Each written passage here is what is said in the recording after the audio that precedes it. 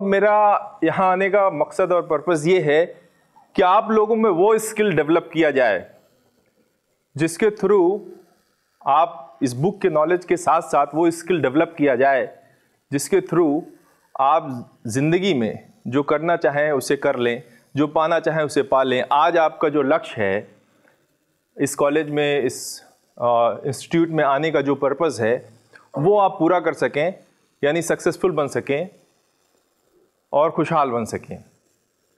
तो सक्सेसफुल बनने के लिए बहुत सारी क्यूमुलेटिव क्वालिटीज़ होनी चाहिए। कोई एक क्वालिटी से सक्सेसफुल नहीं बनता है, उसके साथ कई इनर स्किल होनी चाहिए। मैं इनर स्किल की बात कर रहा हूँ। Patience, confidence, consistency, bounce back करने की क्षमता, ओवरकमिंग योर फियर। तो ये बहुत सारे क्यूमुलेटिव क्वालिटीज़ हैं जो आपको आपके सपनों को सच करने में मदद करती हैं, हेल्प करती हैं। तो मेरी कोशिश है कि जो इस वक्त सबसे ज़्यादा जो टॉप ऑफ द माइंड आपके है वो फियर है कि पता नहीं क्या होगा, कैसे होगा। एग्ज़ाम का फियर अलग है, उसके बाद लाइफ को लेके बहुत सारे असमंजस रहते हैं कि क्या हो, कैसे हो, इतना कंपटीशन है, वैकेंसी आती है, नहीं आती है। एक जॉब के लिए एक वैकेंसी आती है तो 100 एप्लीकेशन जाते हैं, कैसे होगा, क्या होगा। ये इतना ज़्यादा धीरे धीरे बढ़ता जाता है कि आप कई बार लोग छोड़ भी देते हैं बीच में।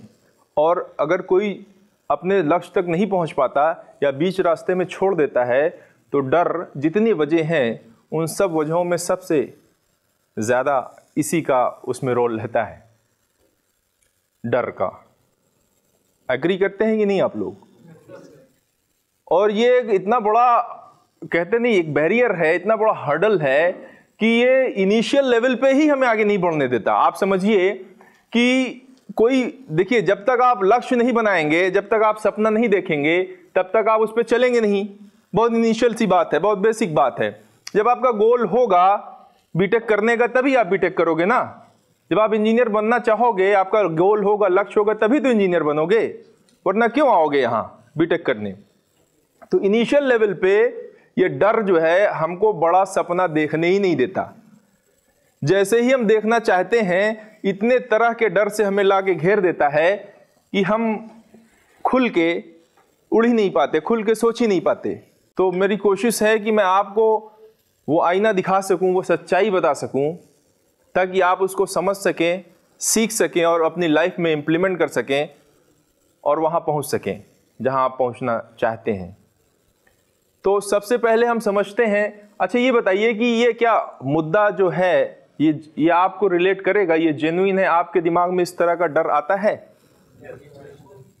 क्योंकि मुद्दे बहुत हैं, लेकिन ये मुद्दा मुझे लगा कि जो कि एग्ज़ाम की भी बात मैंने सुनी तो मुझे लगा कि ये वाला जो है इस वक्त बहुत ज़्यादा आपके, मतलब कहते नहीं, दिल को छूने वाला है। डर, ओवरकमिंग योर फियर, कैसे इससे बाहर आया जाए। तो सबसे पहले हम जानते हैं कि ये है क्या, व्हाट इज फियर। तो फियर जो है ये, it is a protective response of our body to a real danger. अब ध्यान दीजिएगा, fear is a protective response of our body to a real danger. कि हम जा रहे हों और रास्ते में हमें सांप दिख जाए, वो एक रियल डेंजर है। अब इससे बचने का जो हमारा रिस्पॉन्स है, इसीलिए हमें ये फियर मिला है, और ये एक्चुअल में रियल डेंजर से बचने के लिए हमको दिया गया है। ठीक है, प्रोटेक्टिव रिस्पॉन्स है। और ये जो फियर है, ये जिस फियर की मैं बात कर रहा हूं, ये फियर जितनी भी लिविंग थिंग्स हैं, जितनी भी जिंदा चीजें हैं, सब में है। आप पशुओं में देख लीजिए, आप पक्षियों में देख लीजिए, ये क्वालिटी सब में है कि वो अपनी जान बचाने के लिए जहां खतरा उनको लगता है उनके हिसाब से वो भाग जाते हैं। और वही हमें भी दिया गया। तो ये तो चलो ठीक है, ये तो समझ में आता है। पर जो दूसरा वाला है वो बड़ा डेंजरस है, वो है इमेजिनरी फियर। मैं बात करने जा रहा हूं इमेजिनरी फियर की। जो सिर्फ इंसानों में ही पाया जाता है। इमेजिनरी फियर जो होता है, जिसकी हम बात कर रहे हैं, जो अंदर हम इमेजिन कर करके डरे सहमे से जीते हैं, डरे सहमे से आगे बढ़ते रहते हैं कि पता नहीं हो ना हो, नहीं हुआ तो, ये जो इमेजिनरी फियर है, ये एक्चुअली जितने भी जो इमेजिनरी फियर है, ये फ्यूचर से रिलेटेड होता है। इसका पास्ट से और प्रेजेंट से मतलब नहीं होता है। जो भी आपके अंदर फियर आता है इस तरह से कैरियर को लेके, वो सब फ्यूचर से रिलेटेड रहता है कि नहीं? ये पास्ट से रिलेटेड नहीं होता है, प्रेजेंट से भी नहीं होता, फ्यूचर।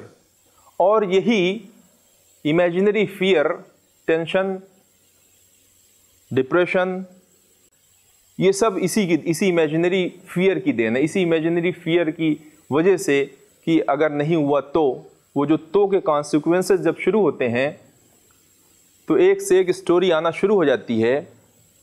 फिर हम खुद को रोक नहीं पाते हैं और फिर उसमें अंदर तक घुसते चले जाते हैं और वो डर बड़ा बनता चला जाता है।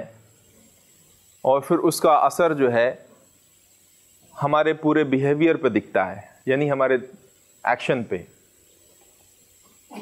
और ये इतना स्ट्रांग हो जाता है कई बार। आपने सपना देखा होगा, आई एम श्योर, बीटेक कर रहे हैं या डिप्लोमा, कोई जेई बनना चाहता होगा, कोई प्राइवेट अच्छी जॉब पाना चाहता होगा, ठीक है। अब जैसे जेई बनना कोई डिप्लोमा कर रहा है, फाइनल ईयर के भी लोग हैं इसमें। फाइनल ईयर वालों को ज़रा चिंता ज़्यादा रहती है, क्योंकि अब पढ़ाई वाला दौर ख़त्म। अब जो नेक्स्ट है, एज बढ़ने के साथ साथ ना ये जो हर्डल्स, प्रॉब्लम्स हैं वो बढ़ती हैं, उनकी इंटेंसिटी बढ़ती है। तो जो जितना क्लास आगे जाता है, क्योंकि अब कंपटीशन और टफ हो गया ना। अभी तो आप एक ढर्रे में पढ़ते जा रहे हो कि भाई first year, second year, third year. अब जब कंपटीशन के दौर में आप आएंगे, उस एज में आएंगे, उस स्टेज पे आएंगे, तो ये उलझन जो है, ये इमेजिनरी फियर और बढ़ जाएगा और आपको परेशान करने लगेगा। अब जैसे आप बैठे हैं, एक अंदर से आता है, एक इंटरनल ट्रिगर के थ्रू ये आता है और एक एक्सटर्नल ट्रिगर के थ्रू आता है। इंटरनल ट्रिगर कैसे आते हैं कि आप पढ़ रहे हैं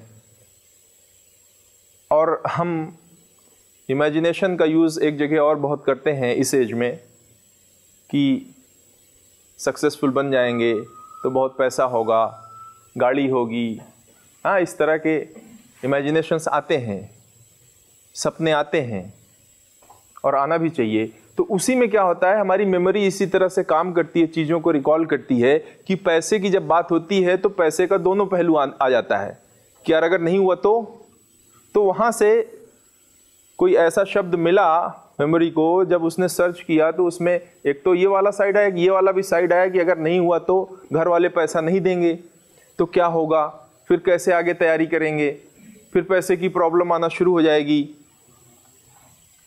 फिर घर वालों को बड़ी उम्मीदें हैं मुझसे, उन्होंने पैसा बहुत मेहनत से कमा के, मेरे बाप ने बहुत मेहनत से पैसा कमाया, बहुत मेहनत से मैनेज करके ये कोर्स करवाया, बड़ी उम्मीद है उसको, बड़े सपने मेरे बाप ने भी देखे हैं मुझे लेकर, अगर नहीं हुआ तो रिश्तेदार क्या कहेंगे, हाँ, ये क्या कहेंगे। तो इस तरह से ये जो इंटरनल फियर आना शुरू होता है, जो हमारे अंदर ही ट्रिगर हो जाता है हमारी सोच के थ्रू, वो हमको परेशान करता है।